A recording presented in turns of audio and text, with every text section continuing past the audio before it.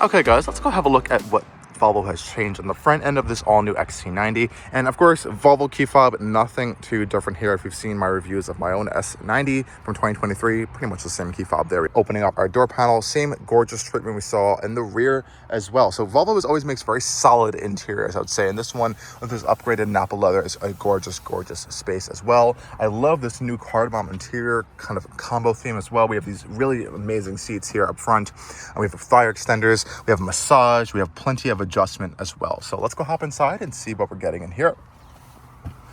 Easy to get in and out of the XC90.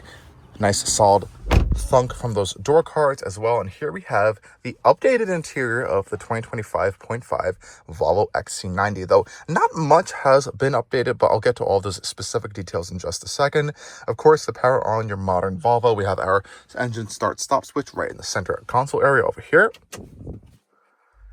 And it quietly comes to life here because we are in, of course, the plug-in hybrid version. So that one is going to be starting in electric mode pretty much most of the time. So what is new on this interior? Well, of course, let's go with the things we don't know is new.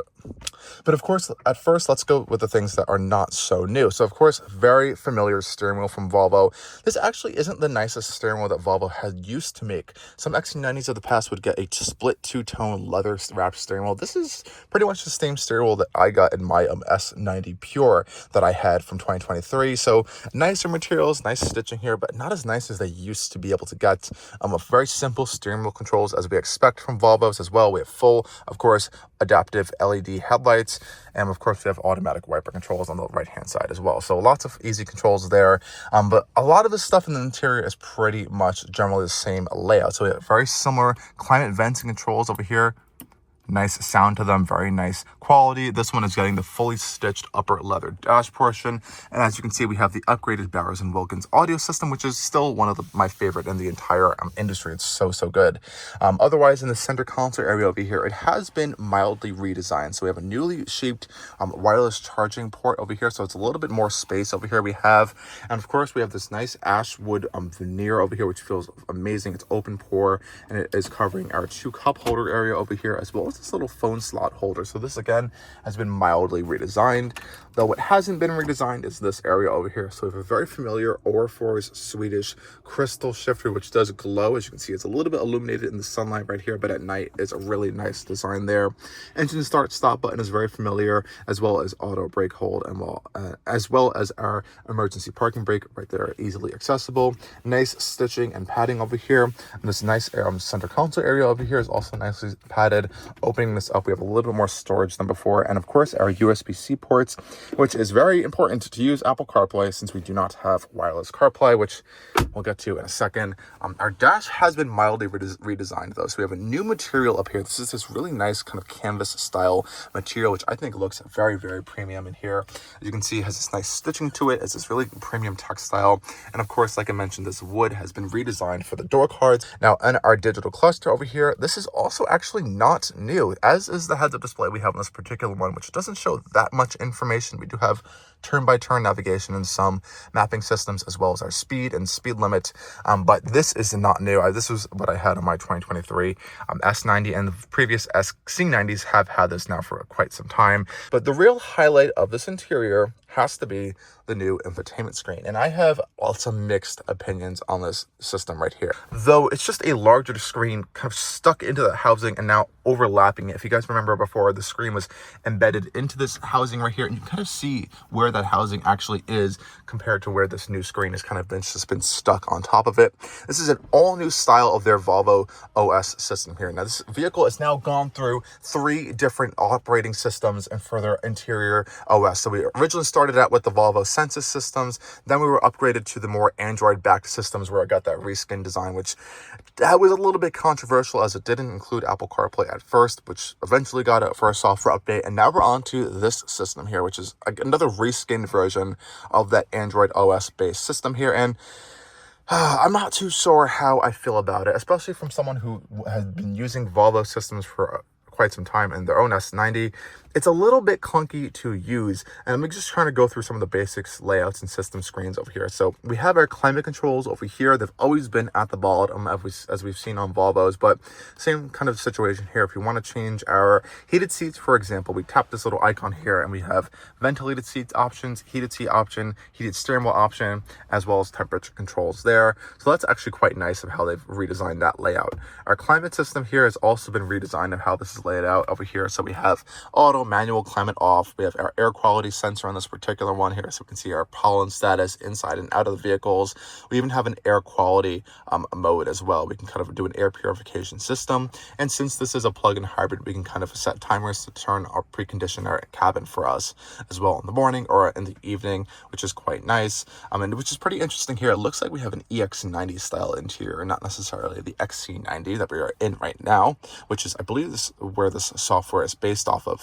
As you just saw right there, it's a little bit difficult to get to the home screen sometimes, but if you are familiar with Volvos, you'll notice there's a home button right down here, which you can tap, which will always bring you to home. You can also remove this little kind of widget area over here just by swiping down pretty easily, but as you can see, it's a little bit laggy and some glitchy sometimes, which I have noticed throughout this software. Also in this lower portion over here, we have this cool little Volvo icon right here. That's going to bring us to our quick controls panel, so we can quickly access some safety systems, our creep mode and pure EV driving here, since we are in a plug-in hybrid, and we can fold down our headrests in the back seats as well, which has been an iconic Volvo function, and a quick access to our brightness controls of our interior cabin. This I do like, though. They have redesigned the settings menu to a much easier card style layout. So we have easy access to our driving settings over here, which we can also access from our home screen pretty easily via this drive mode button, which I think is quite nice. I would say the general menu structure is a lot better than what it used to be, though just some of the menus sometimes just don't always work that easily for me. And I'm not too big of a fan of this new home screen layout, especially when you're using Apple CarPlay. It often defaults to this Google mapping system, even when going home and not Apple CarPlay, so I have to constantly go back into it, which is a little bit frustrating. And we also have a full app drawer over here. So thankfully, this Google App Store integration does allow you to access quite a few apps. So you can see things like YouTube, but going into the App Store, you can download more functions like built-in ways like SoundCloud, some other music streaming services, a fireplace, and plenty of other things as well. So there is a lot of actually cool things you can download from that App Store, but the very general basic Volvo system is basic in that sense. There isn't a lot of information there. We do get finally redesigned 360 cameras as well. That was one complaint that I had in the previous Volvos, that we were always locked to either this 360 display or just a reversing camera. Now we do get a little bit more angles, so we can really access that front camera now. We can also access individual side cameras to see what's going on the side of our vehicle. We also do a better 360 kind of display over there as well, and access our rear camera. And I do like how now they're putting the buttons here for our rear automatic brake to be disabled or turn on and off. Same thing with our parking sensors, as in some parking situations you don't really want that on. You do have quick access buttons like we've always seen for our volume control over here, as well as defrost, and our button to open our glove box, as for whatever reason the XC90 has always had an electronically opened glove box, while other Volvos have not. But it is pretty big, multi-level as usual, and felt lined, and it's in that nice kind of squishy material over there as well. Otherwise, the seats, like I mentioned, are always very comfortable in these Volvos. I love the little Swedish flag knot on there, and this is the upgraded Nappa leather seats, which I love in Volvos. It has a nice smell to it, nice premium feel, and we have plenty adjustment. And I do like the redesigned display first set adjustments on the screen over here. So as you can see now, we have our massage panel over here, so we can start our massage. We have all of these different programs to kind of adjust our massage, as well as adjust our intensity and speed. But we can also adjust all of our other seat controls here, from our side bolsters to our lower lumbar, as well as our thigh extender there. So this is a very nice interface, I do have to say. And of course, we have our controls for a massive panoramic glass roof that you just slide to close, and you can also slide it back to open it. You can also just simply touch it to open and vent the roof, and you can also slide it back again to open up that entire glass panel as well. So pretty easy access to that control as well. And it is actually tinted and extra laminated than before, so a little bit more sound insulation in this cabin than previous, to kind of remove some of that wind buffeting that may have occurred on the previous XC90. But again, guys, that is it with interior. Let me know what your thoughts are in the comments section down below. I do wish they did a little bit more stuff, a better integration of this infotainment system. I do think it is a Very disappointing that we still have wired Apple CarPlay in 2025. I wish they could have figured out a way to put a wireless chip in this vehicle. I know it's not that difficult. I know for them on the manufacturer side it is difficult, but I wish they were able to overcome that on this particular car. Okay, guys, let's go have a look at that third row now. Not much has changed in this interior, unfortunately, for 2025.5. I mean, not that unfortunate, because it is quite a nice space. You know, pretty nice wide door opening angle, I would say. And we do have some new interior stuff for 25.5. The door cards have been redesigned, and since we have these new ultra trim, everything in here is very, very luxurious with this nice Nappa stitch material on top here. We do get sunshades on the side panels as well of our doors, which is nice. Not power, but still pretty nice, and as well as tinted privacy glass. We're also getting increased glass sound insulation as well, and I love this new ash wood trim with the ambient light now above here, so it cascades on the door panel rather than underneath it. Metal trim down here, nice big metal door handles, which are pretty familiar. Kind of a little slightly redesigned Bowers & Wilkins speakers, as we do have that option as well.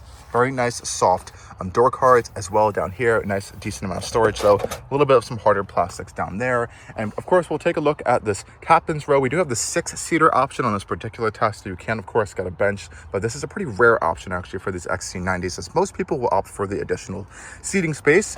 Getting in the third row is pretty easy though. All we have to do is press this little switch back here, and it just folds back and slides forward as far as you can get it. Getting in and out is a little bit of a more daunting task for adults, as it is a small space back here. You can't really get the seat too far forward if you have a driver who is around 6 feet tall, but let's see if we can hop in there, get into the back seats, pull the seat back and back like that. And there we go. So sitting behind, I would say myself, I could sit up there. I have a decent amount of leg space, I would say, though foot space is definitely on the tighter side. Back here, though, it isn't too bad. Like I mentioned, I have an air vent on the side for myself. We do also have a cup holder on the side, as well as a little storage cubby, which I think is quite nice as well, though no charging ports back here. That would be something nice to see, as a lot of competitors are starting to offer that. Though we do get a massive rear window for us to view, as well as our own speaker back here. And I do like how we have our own airbag back here. So Volvo is even thinking about their third row passengers, which is really nice in terms of safety. That is something you're going to get out of a Volvo that you may not see out of some competition. Now, this area back here is pretty decently spacious for 2 passengers, though you cannot fit 3 passengers back here in this third row, which some competitors may be able to do. I do like this little storage combi in the center area over here, and our passenger on the right is getting the same amenities as I am as well. And since we have this captain's chairs option, I could just kind of walk through here to get out as well. But of course, we can still just press this lever to push the seat forward, slide it up, and be able to get out of this vehicle pretty easily as well, though it's definitely a little bit of a tighter space than I would say some larger SUVs in this segment. Now, hopping into this second row with these captain's chairs, again, getting in and out is pretty easy. And this is how I would be sitting right here if there was someone sitting behind me in the third row. But if there wasn't, I can just move the seat a little bit further back, get some more space though. As you can see, it is not that spacious. So we do have a recline function here to have the seat back go a little bit further back, which would allow me to have a little more room to kind of stretch out. Closing the door, nice solid thunk over here, and like I mentioned before, we do have these sunshades we can use to close ourselves up. And overall, this is a pretty nice spacious cabin for second row passengers back here, but nothing really is that different. In the center console area over here, we have this very nice stitched material across over here. Since we are in the ultra trim, we do get heated seats back here, as well as our own split climate controls back here. So we do have 4-zone climate in this particular XC90, which is nice. 2 USB-C ports down here, as well as 2 cup holders. But what I think is really cool for this 6-seater option is that we actually have cup holders in these armrests over here that slide out. So we technically have 4 cup holders back here for our second row passengers, and these feel really, really cool. And of course, the seats themselves are incredibly comfortable. Volvo makes incredible seats still, and they have definitely stood the test of time. They have a lot of support, very premium feeling, and this is this nice cardamom interior option we have on the 2025.5 XC90. And since this is the ultra package, we're getting a suede headliner as well, so it's a very premium feeling. And this massive panoramic glass roof, a staple of the XC90, remains, so we have plenty of light coming in this entire cabin. We also have storage behind the rear seats as well over here, though no sort of kind of rear entertainment system for these rear passengers, so I guess they'll have to entertain themselves if you do have kids. Though, you know, with an XC90, we're getting air vents on the side over here as well, which is quite nice. We're also getting these kind of accessory hooks over here. You can add in accessories, I believe Volvo makes. And this one, since it is upgraded integrated one. We have a nice leather wrapped arm or kind of grab handle up here, which feels so premium, as well as interior cabin lighting over here, which does illuminate at night. And like I mentioned, we do have some illumination on the door panels over here as well. But again, nothing too radically different back here. If you've been familiar with the XC90, this is a very, very borderline identical space.